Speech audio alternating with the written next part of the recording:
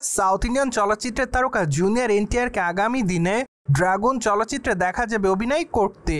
যদিও আপনারা সকলে জানেন যে চলচ্চিত্রটি নির্মাণের দায়িত্বে রয়েছে নির্মাতা প্রশান্ত নীল। তাছাড়া তাদের এই চলচ্চিত্রটি 2026-এ মুক্তি দেওয়ার পরিকল্পনায় রয়েছে চলচ্চিত্রের নির্মাতা সংশ্লিষ্টরা।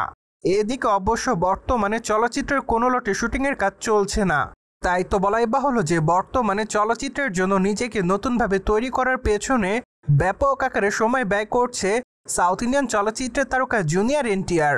তাই তো বলাই বাহুল্য যে বর্তমানে সামাজিক যোগাযোগ মাধ্যমে তার জিমের একটি ছবি হয়েছে ভাইরাল।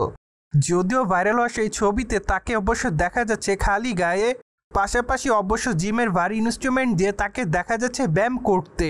সেই সাথে অবশ্য আকর্ষণীয় ফিগারে ক্যামেরার সামনে ধরা দেয় তিনি, যার প্রেক্ষাপটে বর্তমানে এইটুকু অনুমান করা যাচ্ছে যে চলচ্চিত্রের পর্দায় নতুন এক এনটিআরকে দেখবে তার দর্শকরা।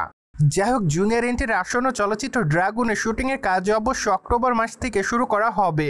মূলত ভারতের অংশের শুটিংয়ের কাজ শেষ করার পর সম্প্রতি সময় চলচ্চিত্রের নির্মাতারা চলচ্চিত্রের বিদেশের অংশে শুটিংয়ের কাজ শুরু করার পরিকল্পনাতে রয়েছে। তাছাড়া এটি যেহেতু ইন্টারন্যাশনাল মাপের একটি চলচ্চিত্র হবে, তাই তো বলাই বাহুল্য যে চলচ্চিত্রের বেশ কিছু অংশে শুটিংয়ের কাজ বিদেশেও করা হবে। যার প্রেক্ষাপটে আপাতত অনুমান করা যাচ্ছে যে অক্টোবর মাসে চলচ্চিত্রের বিদেশের যে অংশটুকু শুটিংয়ের কাজ করা হবে তা মূলত চলচ্চিত্রের জন্য খুবই গুরুত্বপূর্ণ অংশ হিসেবে থাকবে। যাই হোক, তা তো অবশ্য চলচ্চিত্র মুক্তির পরই ভালোভাবে দেখা যাবে চলচ্চিত্রের পর্দায়। এমনকি এর আগে অবশ্য চলচ্চিত্রের নির্মাতারা দাবি করেছিলেন যে তারা বিদেশের যে অংশে শুটিংয়ের কাজটুকু করবেন তা চলচ্চিত্রের জন্য খুবই গুরুত্বপূর্ণ। পাশাপাশি এই অংশের শুটিংয়ের কাজে বেশ কিছু অ্যাকশন দৃশ্য থাকবে।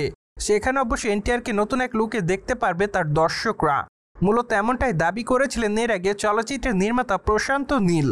তাই তো বর্তমানে সাউথ ইন্ডিয়ান চলচ্চিত্রের তারকা জুনিয়র এনটিআরের সকল ভক্তরা রয়েছে অপেক্ষাতে তার আসন্ন চলচ্চিত্র ড্রাগন দেখার জন্য।